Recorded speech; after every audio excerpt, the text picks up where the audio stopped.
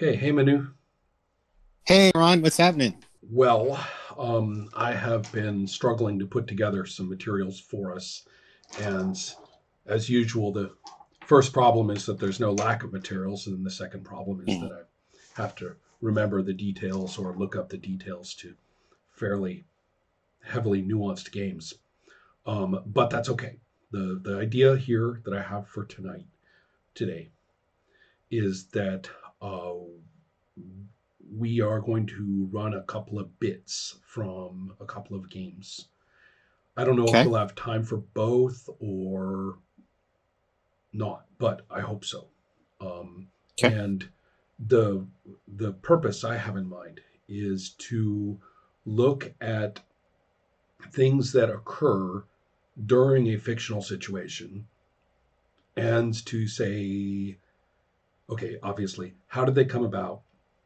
And what impacts do they have on any larger frame of reference for this character, which is a sort of character centric way of saying the situation, Okay. right? So if we do that, then I want to focus on that aspect of things for your design, which Okay. at the moment, um, there's something, if I may say so, there's something very Sure. 2010 about like figuring out, okay, we roll and then you get to say what happens, kind of Hmm. design. So the one of the games that I want to mess with tonight is a little bit like that superficially. Okay. What I'm really trying to do is show a range that they both accomplish the same thing, and that my interest is not in that this one has rolls to hit and this one doesn't. My interest is more about that there are games that don't accomplish anything of the kind. So we don't want Okay. games that don't accomplish anything of the kind for your purposes. For your purposes, Okay. we want to see games that have some kind of relation to what happened during play to what happens next. Right. Right. Um, so what what I want to do is look at this one called The Hour Between Dog and Wolf, which is by Matt Gwynn. Okay. And it's got the HBDW file name for that reason. Um, and one of the reasons I asked you if you had lots of little dice is because you're supposed to print this thing out 11 by 17. Oh my. And I I see. even have or had a special 11 by 17 pad of them long ago. So, but I don't know what happened to the Gotcha. pad. So I printed it Oh, out. and depending where the dice fall on the thing, it's a different. Okay. Got it. Exactly. What we have here is the ongoing confrontation between a serial killer and the person who is pursuing them. These characters in the handout are printed out or are from a preliminary version of the game that he did during the course of developing. It just so happens in this particular version is super dark, and both of the characters are complete assholes. Uh, so you just have to kind of imagine that we're in one of those super grim Euro serial killer confrontations. Okay. Where you're kind of struggling to find anyone you like.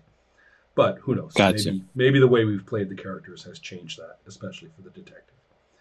But we have a police detective, and you can see, I think, a couple of things if you got the file open, which is Hmm. that he's got these scores of obsession, stability, and conscience.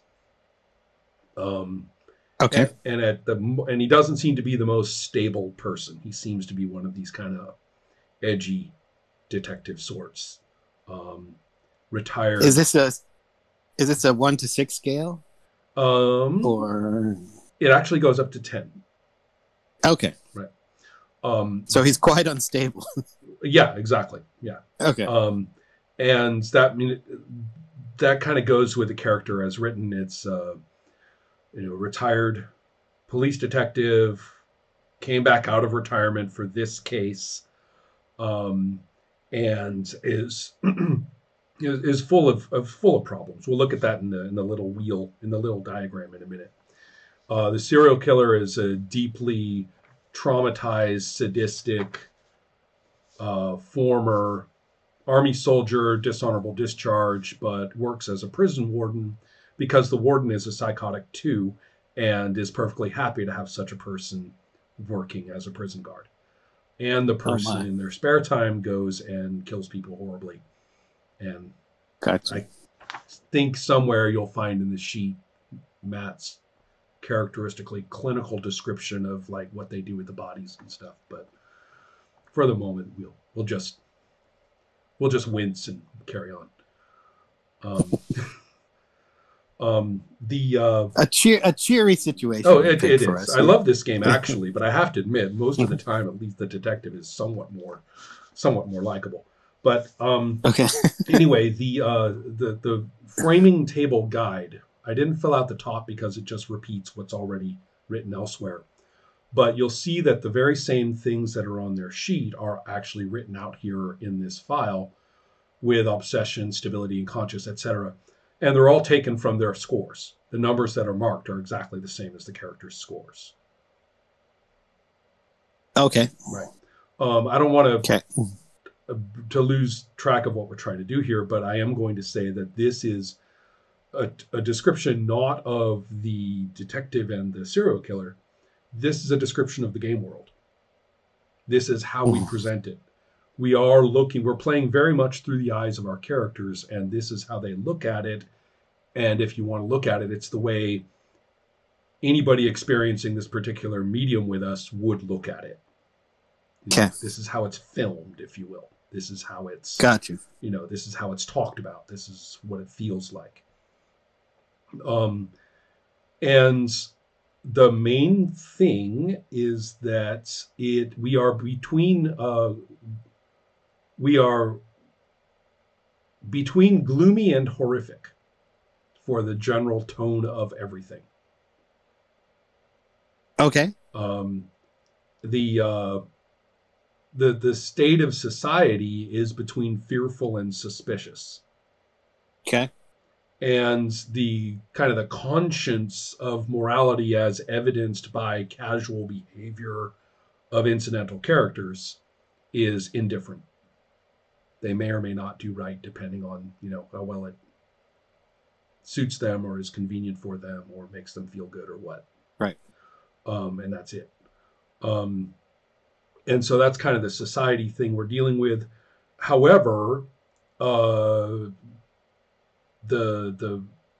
without going into too much detail, it's smack dab between blue collar and white collar. So there's a nice mid-range of labor and society for us to be working in. So if we were somewhere else on that scale, we might find ourselves working almost completely living. Our whole story would be among, the homeless or the refugees or something like that. Got it. Whereas if we're on the other end of that scale, we would be way up into privilege. Right. But we are smack dab in the middle. Okay.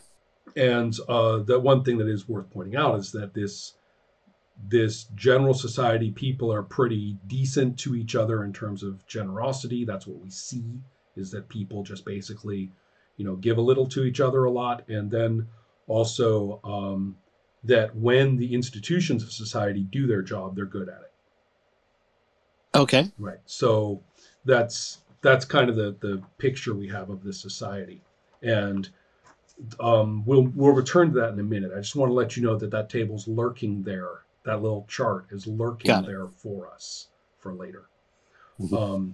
Now, is go ahead. Is the level of, is it like supposed to be like contemporary in terms of technology and stuff, or could it be like Victorian England? It could be lots of things, actually. It could be anything, but for the framing of the day is pretty much, here and now. The framing of the game. This is a game with really formal scene stuff. So when we were taking turns and we're choosing what kind of scene we want, and we and there are many different processes and details about how to choose which scene you want next. Who do you want to be, the detective or the serial killer?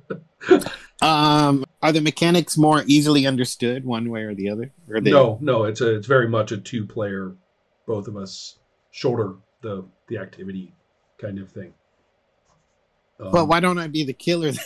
Okay. Sure. Yeah. Well, so the way it works is I've arbitrarily said that player 2, which is the player of the killer, has chosen for this to be a misdirection scene. Okay. And the meaning of a misdirection scene is that the detective, in the course of the investigation, may have the chance to be completely thrown off by confusing, misleading, tampered with evidence. And so we've been playing for at least a couple of turns, which matches what we see, I think, on the sheet, if I'm not mistaken. Can't remember, but the killer, which is you, has racked up 2 bodies already. So so the detective character on this sheet, this is now our most important sheet right now. Right. You can see as evidence of 2. Okay. And what basically, mechanically speaking, what this scene can do is knock down evidence by 1, and also weaken the detective's resolve as well. Is this a 2-player game? Very much. It's, absolutely. Oh, okay. Can't be anything else. Okay. And so we're advocating for our characters. So in a lot of ways, you are, in fact, sort of seeking, for your killer to get away with it and all that, or whatever it is you want to do. Mm-hmm. But on the other hand, it's not really a strategy game against one another, even though some of the mechanics look like it. Okay. So in a misdirection scene, interestingly, you chose it, but I'm the one who gets to talk about how it starts and what's going on, because this is one of the kinds of scenes where the killer might not even be evident. Now let's take a look at some of the details of these characters, which are all on this wheel here, because I wrote them all out. To clarify, your character is a prison guard at Folsom. You were dishonorably discharged after 2 tours in Afghanistan, but you got this job because you're friends with the sociopathic warden who is happy to have someone like you as a prison guard. And you have met my character, because my character, as a police detective, recently retired, but before retirement spent a lot of time coming to the prison doing like interviews and stuff like that with. Wait, I got confused. So which ones are? So is the top half all the killer? No, that's why I marked them with 1s and 2s. Oh, the 2 is you. So the 2 is me. Oh, right. Okay, got it. It's not a score. Right. It's not like a value or anything. It's just I put it on there. Ordinarily, that number wouldn't be on there. Okay, now it makes sense. Okay, and let's see. You were discharged for torturing prisoners, in fact. Mm-hmm. And you're estranged from your mother and your siblings, and you have a girlfriend who doesn't know anything about this, about your being a serial killer. Okay. And you're a child of abuse, especially the father abusing the mother. But you are estranged from the mother and your siblings. So, so that's you. My character is 30 years in Sacramento Police Department, very much invested in the war on drugs. Politics and backstabbing forced him out of retirement. The wife thinks he should stay retired, and she has early onset Alzheimer's. He has a bad history with his own father because, Well, the father and grandfather were small town cops, long history of copdom in the family, but he doesn't respect his father, who accomplished nothing and just put in his time. So he's all Okay. up. You can see this guy's like all bent in lots of ways, um, and there's this. His big enemy is this drug kingpin who is in prison and runs, and that doesn't stop the guy from running like billions of dollars of drug traffic. So Gotcha. Yes. yeah,